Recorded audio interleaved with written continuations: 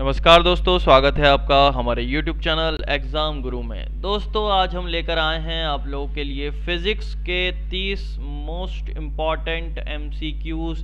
अगर आप किसी भी गवर्नमेंट एग्ज़ाम्स की तैयारी कर रहे हों, आप चाहे RRB की तैयारी कर रहे हों, SSC की तैयारी कर रहे हों, किसी भी स्टेट गवर्नमेंट एग्ज़ाम्स की आप तैयारी कर रहे हों, आप लोग के लिए ये वीडियो है बहुत ही इम्पॉर्टेंट होने वाला है। क्योंकि अगर आप ये वीडियो देख लेते हैं तो आप लोगों के 1 से 2 नंबर किसी भी गवर्नमेंट एग्ज़ाम्स में पक्के हैं दोस्तों। क्योंकि फिज़िक्स हुआ, केमिस्ट्री हुआ, बायो हुआ, इनके 1 से 2 नंबर के जो प्रश्न हैं वो आपको किसी भी सरकारी एग्ज़ाम में देखने को मिलेंगे। तो बिना किसी देरी किए हुए दोस्तों शुरुआत करते हैं। लेकिन उससे पहले चैनल को सब्सक्राइब नहीं किया हो तो दोस्तों फटाफट से चैनल को सब्सक्राइब कर दीजिएगा, बेल आइकन को दबा दीजिएगा और वीडियो को लाइक नहीं किया हो तो एक लाइक, एक शेयर और एक कमेंट भी ठोक दीजिएगा। चलिए दोस्तों शुरुआत करते हैं आज के इस वीडियो की कि हम अपनी जान के दुश्मन को अपनी जान कहते हैं, मोहब्बत की इसी मिट्टी को हिंदुस्तान कहते हैं। पहला क्वेश्चन ये रहा आपके सामने, अल्टीमीटर से क्या नापते हैं? तो अल्टीमीटर से जो है वो आप क्या नापेंगे?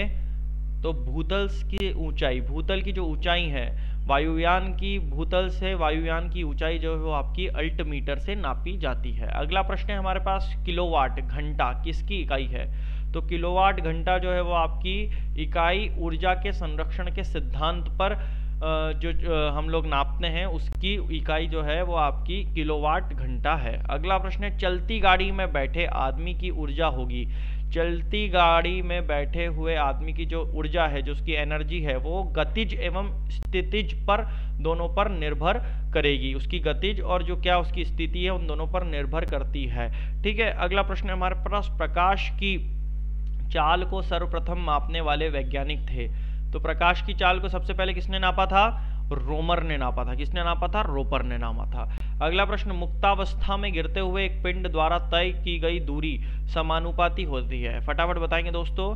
तो ध्यान रखिएगा, गिरने का समय का वर्ग जो रहता है, गिरने का समय का जो वर्ग रहता है, जो टाइम ऑफ जब वो गिरा है उस टाइम का स्क्वायर जो रहेगा उस पर निर्भर करता है। अगला प्रश्न हमारे पास, एक पारसेक में कुल कितने प्रकाश वर्ष होते हैं? कितने प्रकाश वर्ष होते हैं? तो ध्यान रखिएगा 3.26 प्रकाश वर्ष होते हैं। अगला प्रश्न है, समुद्र में डूबी वस्तुओं का पता लगाने हेतु प्रयुक्त उपकरण कौन सा होता है? तो होता है सोनार। ध्यान रखिएगा, सोनार से हम लोग समुद्र में डूबी हुई चीजों का पता लगा सकते हैं। अगला प्रश्न है हमारे पास, पारा कांच को नहीं भिगोता, कारण क्या होता है? तो पारा जो है कांच को नहीं भिगोता, क्या कारण रहता है उसका? उसका कारण रहता है दोस्तों उसका आसंजन, जो आसंजन रहता है उसके कारण जो है वो आपका पारा कांच को नहीं भिगोता है। ठीक है। अगला प्रश्न है हमारे पास, किसी हवाई जहाज की ऊंचाई मापने के लिए प्रयुक्त उपकरण, ये फटाफट बताएंगे। अभी गया ये वाला प्रश्न उल्टी तरीके से पूछा गया था। तो अल्टीमीटर जो है वो आपका भूतल से वायुयान तक की जो ऊंचाई है उसको नापा जा सकता है। अगला प्रश्न है हमारे पास, पृथ्वी वायुमंडल को किस प्रकार पकड़े रहती है? तो किस प्रकार पकड़ी रहती है? गुरुत्वाकर्षण बल के कारण। ठीक है। अगला प्रश्न है हमारे पास, ल्यूमेन किसका मात्रक है? तो ल्यूमेन जो है वो आपका ज्योति फ्लक्स, या आपका ज्योति फ्लक्स, लाइट फ्लक्स का मात्रक है, उसकी यूनिट है। ठीक है। अगला प्रश्न है हमारे पास, स्थिर पानी में मिट्टी का तेल डालने से मच्छर कम होते हैं, क्योंकि वह क्या होता है? क्योंकि लार्वा पानी में डूब जाता है, जो लार्वा रहता है वो पानी में डूब जाता है, इस कारण मच्छर कम हो जाते हैं। अगला प्रश्न है हमारे पास, जब कोई तरंग किसी दर्पण में से परिवर्तित होता है तो परिवर्तन आता है उसके किसमें? उसके आयाम में। उसके आयाम में मतलब जिस रास्ते पे अगर जा रहा है, जब कोई तरंग जो रहती है किसी दर्पण से परिवर्तित होती है तो वो क्या होती है? रिफ्लेक्ट हो जाती है। ठीक है, ध्यान रखिएगा। अगला प्रश्न है हमारे पास, इलेक्ट्रिक लैंप का आविष्कार किसने किया था? तो इलेक्ट्रिक लैंप का आविष्कार जो है वो फोर्ड ने किया था। किसने किया था? फोर्ड ने किया था। अगला प्रश्न, यदि भार व आयास क्रमशः W व P होता है तो यांत्रिक लाभ Ma कितना होगा? ध्यान रखिएगा, वो होगा W/P, वर्क बाय पावर जो है वो उसका फॉर्मूला हो जाएगा। ठीक है। अगला प्रश्न है हमारे पास, प्रतिध्वनि देती है जब परावर्तक पृष्ठ का क्या होता है?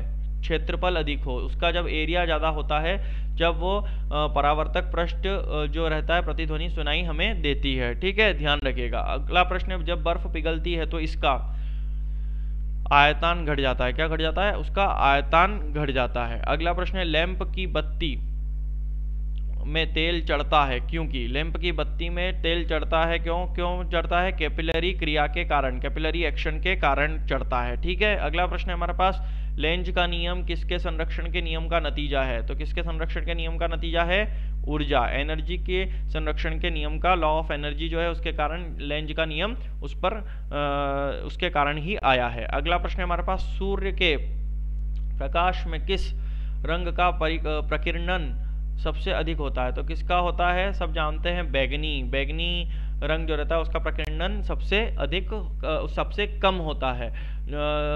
सबसे कम आपका लाल रंग का होता है और सबसे अधिक जो रहता है वो बैंगनी रंग का रहता है। आप अगर सिंपल सी बात है, अगर कंफ्यूज होते हैं तो आप इसको याद रखिए, विबग्योर को याद रखिए। किसको? विबग्योर, यानी कि वायलेट सबसे ज्यादा, फिर इंडिगो, फिर ब्लू, फिर ग्रीन, फिर येलो, फिर ऑरेंज और आखिरी में रेड, यानी कि रेड का सबसे कम होता है। ठीक है, अगला प्रश्न हमारे पास, निम्नलिखित में से कौन सी कोणीय वेग की सही इकाई है? तो कोणीय वेग जो है वो आपकी सही इकाई बताएंगे कौन सी होती है? तो रेडियन पर सेकंड जो रहती है वो आपकी कोणीय वेग की इकाई है। अगला प्रश्न है, 1000 वाट का बराबर, 1000 वाट जो है वो किसके बराबर होता है? तो ध्यान रखिएगा 1.341 अश्व शक्ति के कारण होता है। वो हॉर्स पावर, मतलब 1.341 हॉर्स पावर के बराबर आपका 1000 वाट होता है। ठीक है, अगला प्रश्न हमारे पास, घड़ी में चाबी भरने की प्रक्रिया में घड़ी में क्या होता है?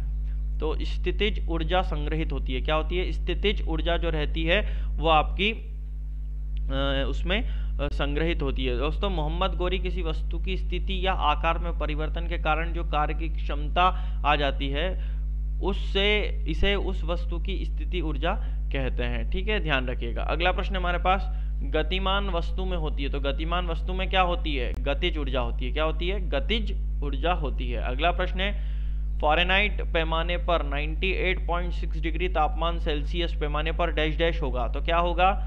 37 डिग्री होगा। क्या होगा? 37 डिग्री होगा। जब कोई पैमाना 98.6 डिग्री तापमान सेल्सियस पैमाने पर होगा तो उसका जो फ़ारेनहाइट में होगा वो कितना होगा? 37 डिग्री होगा।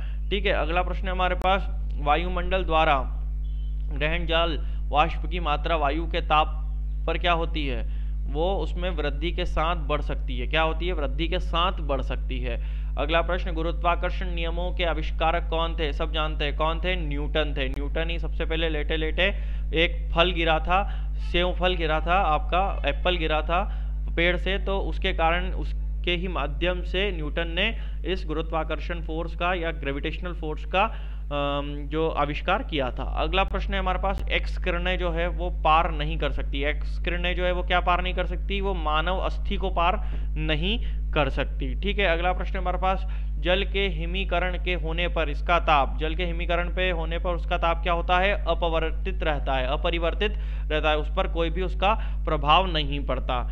चलिए दोस्तों, आज के वीडियो का आखिरी प्रश्न, कि व्यक्ति का भार लिफ्ट से में अधिक होगा जो, फटाफट इसका उत्तर आप लोगों को बताना है कमेंट बॉक्स में कमेंट करके। इसका उत्तर मैं नहीं बताऊंगा क्योंकि इससे पता लगेगा दोस्तों कि आप लोगों की तैयारी कितनी चल रही है, आप कितना एग्जाम्स को लेकर सीरियस हैं। और एग्जाम्स को लेकर अगर सीरियस नहीं है तो दोस्तों एग्जाम्स को लेकर सीरियस हो जाएं, क्योंकि अब एग्जाम्स जो है, गवर्नमेंट एग्जाम्स जो है, गवर्नमेंट वैकेंसीज जो है वो बम्पर वैकेंसीज के साथ आने ही वाली हैं। ये जो लोग उस अफवाहों पर विश्वास करके जिन्होंने तैयारी छोड़ दी है कि अब सरकारी एग्जाम्स की वैकेंसीज नहीं आएंगी, तो वो लोग इस अफवाह से बाहर निकल आएँ, इस ह्यूमर से बाहर निकल आएँ और पढ़ाई पर ध्यान दे दें, क्योंकि वैकेंसीज जो हैं वो आने वाली हैं। चलिए दोस्तों, अगले वीडियो में फिर मुलाकात करेंगे, लेकिन उससे पहले चैनल को आप दोस्तों सब्सक्राइब जरूर कर दीजिएगा, और वीडियो को लाइक नहीं किया हो तो फटाफट से एक लाइक, एक शेयर और एक कमेंट भी कर दीजिएगा। ठीक है दोस्तों, मुलाकात करेंगे अगले वीडियो में कुछ नए सब्जेक्ट्स, कुछ नए क्वेश्चंस के साथ। तब तक के लिए मैं विदा लेता हूं कि सितारों को आंखों पर महफूज रख लो, बहुत दूर तक रात ही रात होगी। मुसाफिर हूं मैं भी, मुसाफिर हो तुम भी। अगले वीडियो में फिर मुलाकात होगी, तब तक के लिए जय हिंद, जय भारत।